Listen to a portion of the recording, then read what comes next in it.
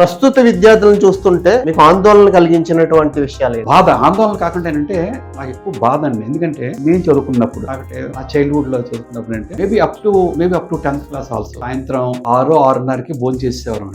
7 గంటలకల్లా పడుకుని పోయేవారు. ఎందుకంటే 7 తర్వాత ఏం చేయడానికి ఏమీ లేదు.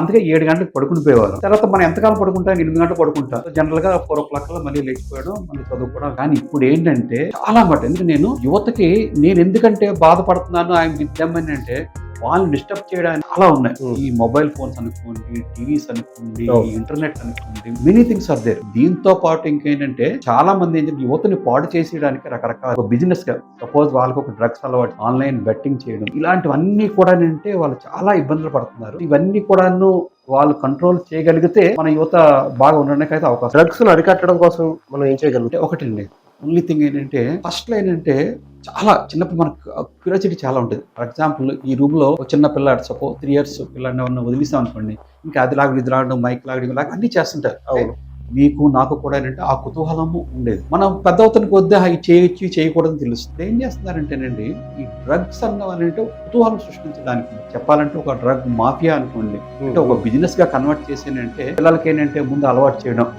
దానికి ఒకసారి దట్ కిక్ వచ్చింది అనుకోండి ఇంకా అదే పెద్ద బిజినెస్ గా కన్వర్ట్ చేయడం. సో వీళ్ళేం చేస్తారు, ఇంట్లోనేమో డబ్బులన్నీ అక్కడ ఇక్కడ డబ్బులు లాగడి దొంగతనాలు చేయడం, సెల్ ఫోన్లు చేయడం, ఇవన్నీ కూడా అలవాటు అయిపోవడం వల్ల ఏంటంటే వీటి ఇంకా బానిసలుగా తయారవు. వీళ్ళు ఎంతవరకు వెళ్ళిపోతున్నారు ఏంటంటే even they are ready to kill their friends, their parents, ఇంతవరకు వెళ్ళిపోతున్నారు. కాబట్టి మనం చేయాల్సింది ఏంటంటే ముందుగా అంటే ప్రతి కళాశాలలో కూడాను ఒక అవేర్నెస్, అంటే కళాశాల అంటే నా కాలేజ్ లెవెల్ అని కాకుండా స్కూల్ లెవెల్ నుంచి కూడాను ఒక అవేర్నెస్. అరే బాబు ఇది మీరు జాగ్రత్తగా ఉండండి చెప్తే ఇది తగ్గే అవకాశం చాలా ఉంటుంది. అట్ సేమ్ టైం గవర్నమెంట్ వాళ్ళ లెవెల్లో వాళ్ళు డ్రగ్స్ నాన్ అవైలబుల్ చేయగలిగితే ఈ సమస్యను మనము పరిష్కరించడానికి అవకాశం. ఇప్పుడు మత్తులో మనం ఉన్నాం అనుకోండి, మనం ఏది సాధించలేదు. చాలా మంది ఏంటంటే మనము ఒకటి చెప్తారు ఏంటంటే ఒక దేశాన్ని మనము అభివృద్ధి చెందకుండా ఎందుకు నొక్కియాలంటే ఆ యువతను పాడు చేసేయాలంటారు అన్నమాట. సో చాలా మంది ఏంటంటే మన యువతను మొత్తులోకి దింపాలంటున్నారు. మొత్తులో ఉంటే మనం ఏమీ చేయలేం.